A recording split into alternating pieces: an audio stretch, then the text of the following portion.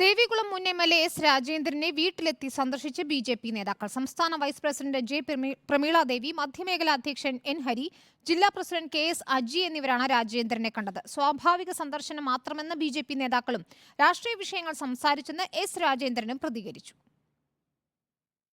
അല്പനാളുകൂടി കാത്തിരുന്നതിന് ശേഷം ബി.ജെ.പിയിലേക്കോ മറ്റു പാർട്ടികളിലേക്കോ പോകുന്നതിനെ സംബന്ധിച്ച തീരുമാനമെടുക്കുമെന്ന രാജേന്ദ്രന്റെ പ്രതികരണത്തിന് പിന്നാലെയാണ് ബി.ജെ.പി നേതാക്കൾ നേരിട്ട് രാജേന്ദ്രന്റെ വീട്ടിലെത്തി സന്ദർശനം നടത്തിയത്.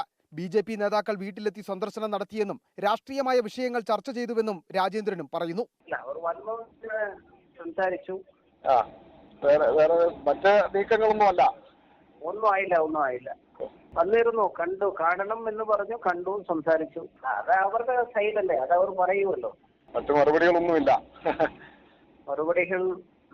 മറുപടിയിൽ കാത്തിരിക്കുന്നു. അതേസമയം മൂന്നാറിൽ വീട് കയറി പെൺകുട്ടിയെ ആക്രമിച്ചതുമായി ബന്ധപ്പെട്ട കാര്യങ്ങളാണ് രാജേന്ദ്രനോട് സംസാരിച്ചതെന്നാണ് മധ്യമേഖലാ പ്രസിഡന്റ് എൻ ഹരി പറയുന്നത്. മൂന്നാറിൽ ആ പെൺകുട്ടിക്ക് ഏറ്റിട്ടുള്ള അതിക്രൂരമായ മർദ്ദനം അത് നേരിട്ടറിയാൻ, അതിലുപരി ഇതിനെക്കുറിച്ച് വളരെ വിശദമായ കാര്യങ്ങൾ മുൻ എം.എൽ.എ. എന്നുള്ള നിലയിൽ അദ്ദേഹത്തിന് അറിയാമായിരുന്നു. ആ കാര്യം അദ്ദേഹവുമായി സംസാരിക്കാൻ വേണ്ടിയിട്ടാണ് ഞങ്ങൾ ബി.ജെ.പിയുടെ സംസ്ഥാന വൈസ് പ്രസിഡന്റും ബി.ജെ.പിയുടെ പ്രമീള ദേവിയും ബി.ജെ.പിയുടെ ജില്ലാ പ്രസിഡന്റ് അടക്കം അവിടെ പോയത്. രാജേന്ദ്രനുമായി പാർട്ടി പ്രവേശനം സംബന്ധിച്ച കാര്യങ്ങൾ ഒന്നും ചർച്ച ചെയ്തില്ലെന്നും അതൊക്കെ പാർട്ടി നേതൃത്വമാണ് തീരുമാനിക്കേണ്ടത്. മറ്റ് രാഷ്ട്രീയം ഇതിൽ കലർത്തേണ്ട കാര്യമില്ല എന്നും സംസ്ഥാന vice president doctor J Pramila ദേവിയും പ്രതികരിച്ചു.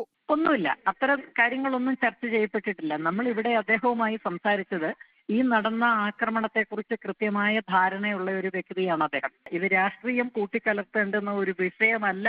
അതൊക്കെ പാർട്ടിയുടെ ഉപരിഘടകങ്ങൾ തീരുമാനിക്കേണ്ടുന്ന കാര്യങ്ങളാണ്. അതേസമയം രാജേന്ദ്രന്റെ വീട്ടിൽ ബി.ജെ.പി നേതാക്കളെത്തി സന്ദർശനം നടത്തിയത് സംബന്ധിച്ച് CPIM നേതൃത്വത്തിന്റെ പ്രതികരണം ഉണ്ടായിട്ടില്ല. രാജേന്ദ്രൻ പാർട്ടി വിട്ടു പോകില്ലെന്നും പ്രശ്നങ്ങൾ പറഞ്ഞവസാനിപ്പിച്ചു എന്നുമായിരുന്നു മുമ്പ് CPIMന്റെ മുതിർന്ന നേതാക്കളടക്കം വ്യക്തമാക്കിയിരുന്നത്. Reporter Sandeep Rajakkad, in Reporter, Idukki.